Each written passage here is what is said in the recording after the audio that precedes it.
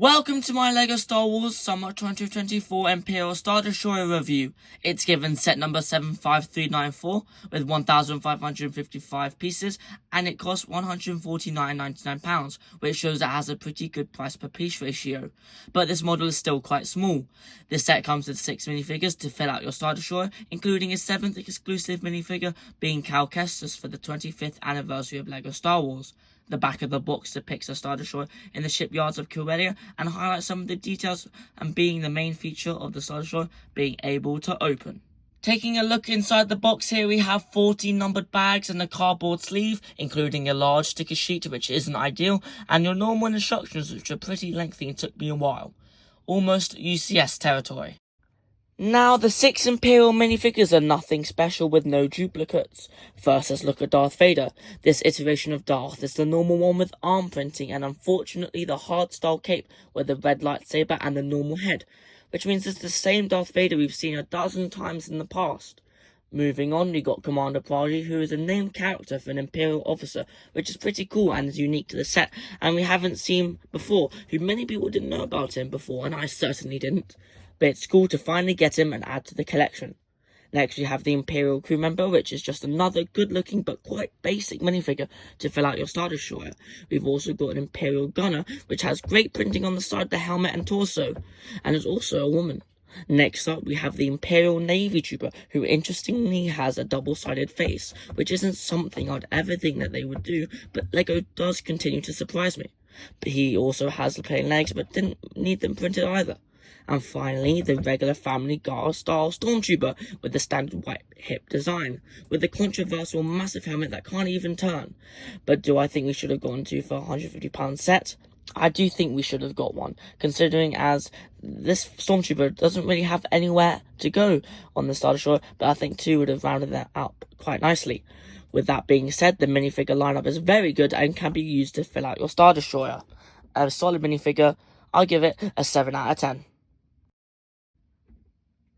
As well as the other 6, there's also one other exclusive minifigure, being Cal Kestis, who comes with a blue lightsaber and no poncho, as many people were hoping that if we did get a Cal Kestis, he would have a poncho, but clearly not in the Big 25. And on the back, he has a continuation of the printing, and of course, he comes with this 25th anniversary stand, and in comparison to the 20th anniversary stand, I much prefer the 25th stand, as the blue really pops, and also people thought this should have come with BD1, as Leia got her droid, so why can't Cal? Now let's get into the actual Star Destroyer, as Cal Kestis nor the other 6 figures are worth paying £150 to get this set, so the Star Destroyer does need to be exceptionally good. Now my first thoughts when looking into the set is that it is way smaller than the previous 2 Star Destroyers we've gotten in the past. As a fair comparison, I thought to show you against other price points in LEGO Star Wars, with £60 on the left being the ARC 170 and £120 on the right being the 80T from last year, and £150 in the middle, which does show that it is pretty sizable, but honestly I think that the 80T isn't far behind it, which kind of makes sense considering why there's only a £30 difference between the 2 sets. Also, comparing it to the 2014 Star Destroyer, it is obvious that it is objectively smaller, but does look better. I would show you in my studio, however mine is in storage, so thanks to SolidBrick Studios for the images. And here's a photo I found online showing the true dimension differences, which are quite substantial when looking at this thing. However, this set is special as downsizing doesn't affect the look of it, and it looks beautiful compared to the other Star Destroyers, which is only a few studs shorter. But I do think we would have a problem if they made it smaller.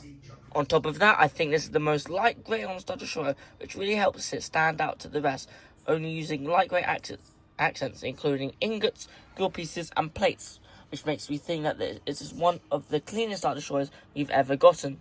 Now on to one of the 2 visible features, keyword visible, as it is the turning cannons on the side being 4 in a line, and if you push in this thing, then the cannons move in unison and back and forth. However, there is a substantial gap between the cannons and the front, but it can be forgiven as it is a great little play feature.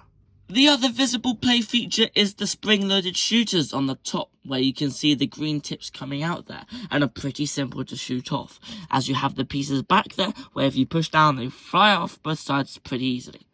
And to reset them, all you got to do is just place them back in, and the back pieces pop up again, ready for you again to take down your enemies.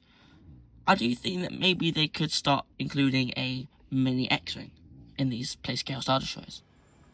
There is a hidden play feature on the top of the Star Destroyer because there's actually a handle beneath these doors, and you can very simply open the doors and reveal the handle that can pop up, place 2 fingers under it, and lift it and fly away. It really is a good sturdy design, and I have no fear of this breaking and falling apart on me while swooshing about. And I feel like the designers are showing off how good a handle can be embedded into a set like this, and it is really impressive. This set is very swooshable, as like I said, it's very easy to pick up, and its build is super solid compared to the 2007 Star Destroyer. The panels are just so well built, and I have no problem picking this thing up anywhere, really, although the main bridge section is the only place where I have doubts. And here's a quick look at the main core of the ship, where the handle is placed, and it is super strong and so well hidden. Time for the main feature of the set, by taking off this midsection and then opening the panels to reveal the quite spacious interior. The interior contains 3 different areas, being the command bridge, tactical planning room / med room, and an office with crates and monitors of the whole ship. Taking a look inside the office, we see a single chair, a couple of storage crates, and a table with a clear mark and control tablet. This room isn't anything special, and I'm not too sure why they included this in the set. Could have done a mini hangar bay or something. Would have been quite cool. Across from the office, there is a strategic command room where the officers can gather intelligence and create a battle plan. As shown, I've got Commander Praji talking with his men around the spinning hologram table with a triangle mold piece in sparkly blue and a red 2x4 representing what I believe is the home one. And behind them are the printed pieces, which I'll talk about in a minute. And on the other side of this room is a med bay for all your sick officers. And there's a mini mouse droid made out of a roller skate piece and a clip-on, which is very cute.